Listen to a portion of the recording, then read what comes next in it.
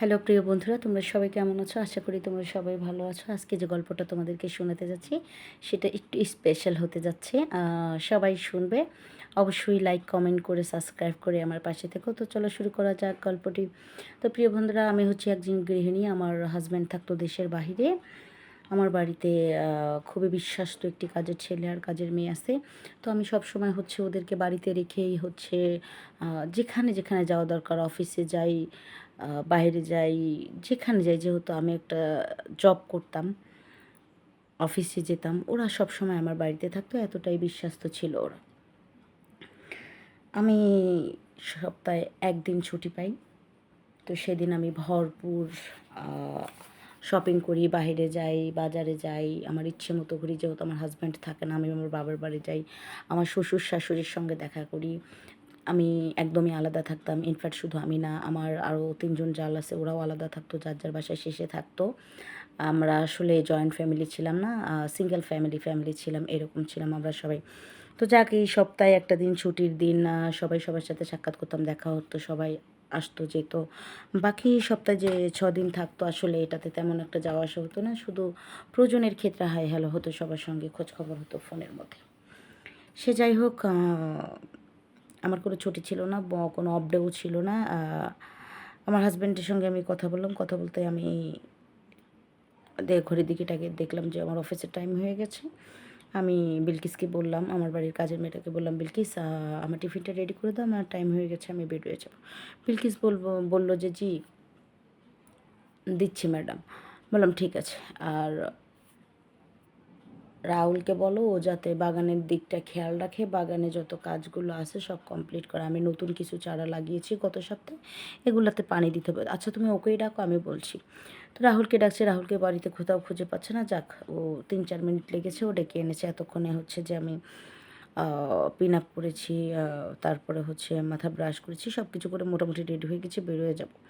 ব্যাগটা হাতে নিয়েছি, নিয়ে আমি আমার বেডরুম থেকে আমার ড্রয়িং রুমে এসেছি। আসতেই রাহুল এসেছে। তো রাহুল আর আমার কাজের মেয়েটা, ওকে আমি বললাম, দেখ, তোরা 2জন বাড়িতে আছিস, তুই হচ্ছে বাগানটা সামলাবি, আমি কিছু নতুন চারা তো লাগিয়েছিস তুই নিজে হাতে গত সপ্তাহে, ওগুলোতে পানি দিবি, খুব যত্ন করবি, ভিতরে কোনো ময়লা টয়লা আছে কিনা, এক্সট্রা কোনো পাতা পাতা পড়ছে কিনা দেখবি। এই বলে ডিরেকশন দিয়ে আমি ওদেরকে বের হয়ে গেলাম।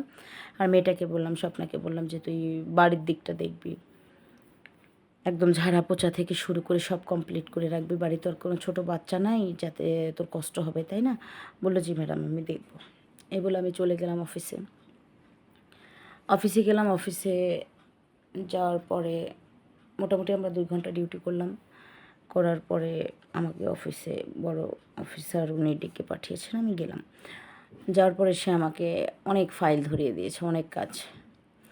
যাক, ওগুলো অ্যাকসেপ্ট করলাম। করার পরে আমি আমার কাজ করতেছি, এমন সময় হচ্ছে যে মানে আগুন লেগে গেছে, চারোদিকে দৌড়াদৌড়ি। তো আমি আমার ডেস্ক থেকে কিছুতেই উঠছি না, দেখি শেষ পর্যন্ত দেখব।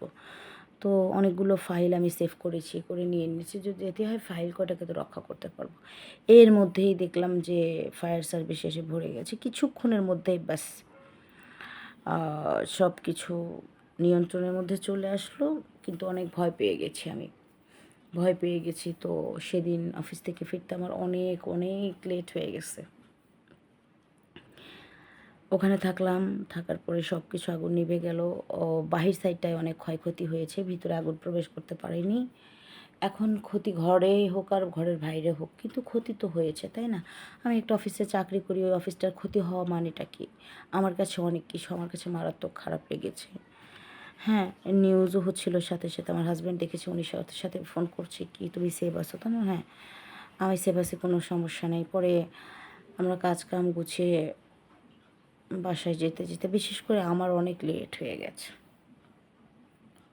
রাস্তায় আবার গাড়ি নিয়ে যখন যাচ্ছিলাম, তখন ভয়াবহ তুফান নেমে এসেছে।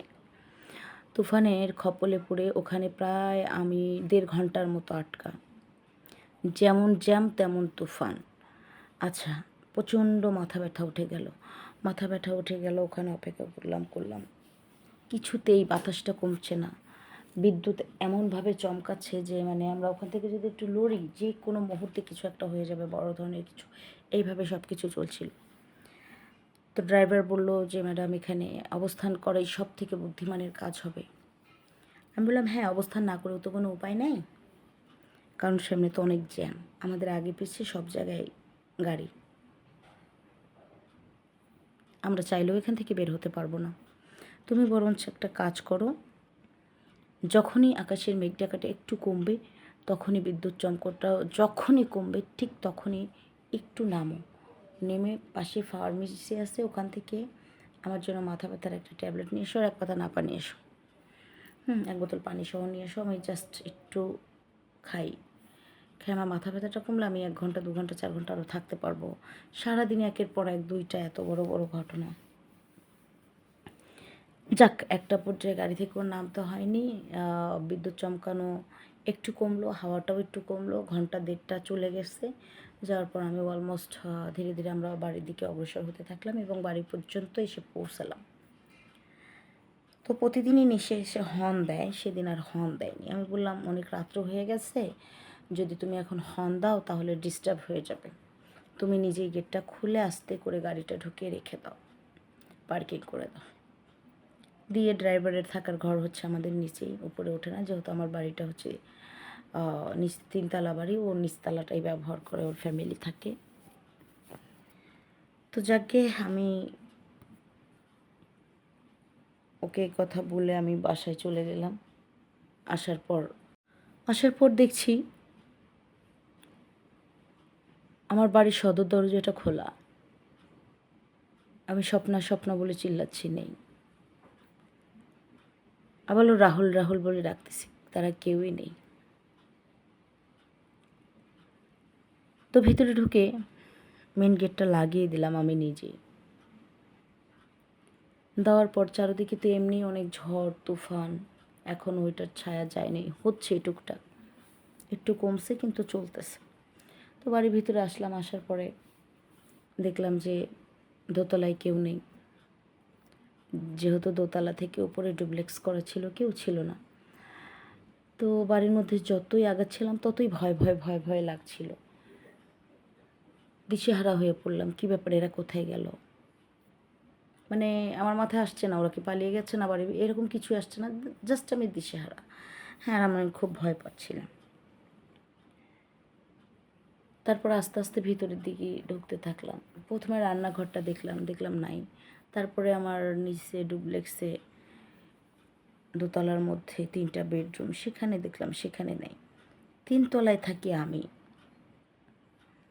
কিন্তু দোতলা আমি পুরো কমপ্লিট করলাম, ওদেরকে কোথাও পেলাম না। আচ্ছা, কোথায় যেতে পারে? তো আমি সিঁড়ি দিয়ে একটু একটু করে উঠতেছি, দেখি উপরে নাকি ওরা। এই উঠতে হঠাৎ করে আমার কানে চটাং চটাং থপস থপস করে কিছু শব্দ আসতেছে। আমি একবার ভাবতেছি এটা কিসের শব্দ, কোনো কিছু কি হচ্ছে বাড়িতে, নাকি কিছু ভেঙেছে, কিছু ঝুলছে, এরকম মনে হতে থাকে। আরও যত উঠি ততই এই থপথপ শব্দ আমার কান পর্যন্ত আসতে থাকে। আমি ভাবলাম যে হয়তোবা সদর দরজা খোলা থাকার কারণে বাড়িতে কুকুর ঢুকেছে। আচ্ছা, ঢুকলেও উপর থেকে কীভাবে আসবে, উপরে তো কোনো খাবার নেই, ডাইনিং স্পেস তো নিচে, তো সেখানটা তো ভালোই আছে, দেখলাম এখান থেকে কি শব্দ আসে। তো দেখলাম চটং চটং থপস থপস কিছু শব্দ আসতেছে, আমি উপরে উঠে গেলাম। যাওয়ার পরে আমার রুমটা বাদ দিয়ে প্রত্যেকটা বেডরুম আমি চেক করলাম, এগুলো খোলাই থাকে, সারাদিন পরিষ্কার করে, যার যেখানে মন চাচ্ছে সবাই সেখানেই শোয়, উঠে বসে। তো আদার্স এগুলো কখনোই আমি লক করি না, খোলা থাকে। শুধু একমাত্র আমার রুমটাই চেক করা বাকি। দেখলাম কোথায় পেলাম না, তো যখন আমি আমার রুমের দিকে আগালাম তখনই দেখছিলাম শব্দটা আরও জোরে আমার কান পর্যন্ত আসছে। আসার পরে তো আমি আমার রুমে ঢুকলাম, দরজা খুলতেই দেখি ওনারা 2জন, রাহুল আর স্বপ্না আমার বেডের উপরে। তো লজ্জায় মানে আমি আতঙ্ক হয়ে গেলাম, লজ্জায় পড়ে। কেন লজ্জা পেলাম? আমি তাদেরকে বিবস্ত্র অবস্থায় দেখেছি। তো যে অবস্থায় দেখছি, খুবই মানে নিজের মতো করে ডালিম কষে কষে খাচ্ছিল, তারপরে মেশিন সেট করা ছিল, ওই আওয়াজটাই আমার কান পর্যন্ত যাচ্ছিল। তো এইভাবে খুব চলছে, ঠিক আছে। খেলা খুব জমে উঠেছে, খেলা খুবই চলছে। তো এরকম একটা অবস্থায় আমি কিভাবে ওদের সামনে যেয়ে দাঁড়াই? তো চুপচাপ করে দেখতে থাকলাম। তো ওরা ওদের খেলা পাক্কা ১.৫ ঘন্টা পর্যন্ত চালালো। কখন শুরু করেছে জানি না, বাট আমি নিজেই দেখেছি ১.৫ ঘন্টা পর্যন্ত ওদের খেলা চলেছে। তারপরে একটা পর্যায়ে শেষ হয়ে গেছে। মাত্র নিচেরটা পড়েছে আর অমনি ঘরে ঢুকেছে। আমি বললাম, "আচ্ছা শেষ হয়েছে? তাহলে তোমাদের এত বড় সাহস কোত্থেকে আসলো বলো? তোমরা আমারই বাড়িতে, আমারই ঘরে এভাবে অবৈধ কাজকাম করলা, তাও আমার বাড়ির অন্য কোথাও না, আমার বেডরুমটাই পছন্দ হলো কেন বলো?" এই বলে স্বপ্নাকে একটা থাপ্পড় দিলাম, আর থাপ্পড় দিলাম আমার কাজের ছেলেকে দিয়ে। ছেলেটাকে বাড়ি থেকে অত রাত্রেই বের করে দিতে পারি না, আমি একজন মানুষ। তো আমি বের করেই দিয়েছি, বের হয়ে যা। পরে স্বপ্না হাতে পায়ে ধরতেছে, বলতেছে, "আমি ওকে ভালোবাসি অনেক দিন ধরেই, আমরা বিয়ের কথাবার্তা আছে, আপনাকে ভয়ে বলতে পারি না।" এই কথা বলে তো আমি ওকে গেটের বাহিরে বাইর করে দিয়েছি। দেওয়ার পর আমি আমার ড্রাইভার আছে রুবেল, ওকে ফোন করলাম, বললাম, "আমি দেখ রাহুলকে বের করে দিয়েছি, ওকে নিয়ে উপরে এসো।" পরে রুবেল রাহুলকে নিয়ে উপরে আসলো। আসার পর আমি রুবেলকে বললাম, "এখনই কাজী সাহেবের বাড়ি চলে যাও।" আর ওদেরকে বললাম, "তোরা গোসল করে নে, রেডি হো।" পরে নিজের পয়সা খরচ করে আমি ওদেরকে বিয়ে দিয়ে দিয়েছি।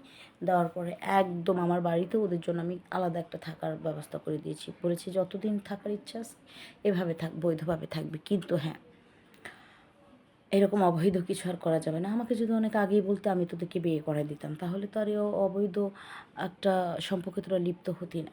এই গল্পটা তোমাদের সঙ্গে শেয়ার করা মানেটা কি জানো? কেন করলাম? আসলে এই গল্পটা শেয়ার করার কারণ হচ্ছে একটাই। দেখো, কাজের ছেলেও বিশ্বস্ত, কাজের মেয়েটিও বিশ্বস্ত ছিল। কিন্তু ওরা কাজের ছেলে আর মেয়ে ছিল। হুম? আমাদের প্রত্যেকটা মানুষের উচিত এক বাড়িতে একা একা একটি মেয়ে একটি ছেলেকে রাখতে নেই। হ্যাঁ, এদেরকে আলাদা আলাদা কাজে আলাদা আলাদা অবস্থানে রেখে যেতে হবে নিজে সিকিউরিটিতে। আমি যদি মেয়েটাকে তালা দিয়ে রাখতাম বাইরের দিক থেকে, তালা দিয়ে যদি আমি রাহুলকে বলতাম, "তুমি আমি না আসা পর্যন্ত রুবেলের বাসায় বসো", মানে আমার ড্রাইভারের বাসায়, তাহলে এই দুর্ঘটনা ঘটতো না। তো যা হবার হয়ে গেছে, আর যাতে আপনাদের কারো বাড়িতে এই ধরনের ঘটনা না ঘটে, এই জন্যই আমি আপনাদের সঙ্গে গল্পটা শেয়ার করলাম। তো সবাই ভালো থাকবেন, সুস্থ থাকবেন। আজকে এই পর্যন্তই।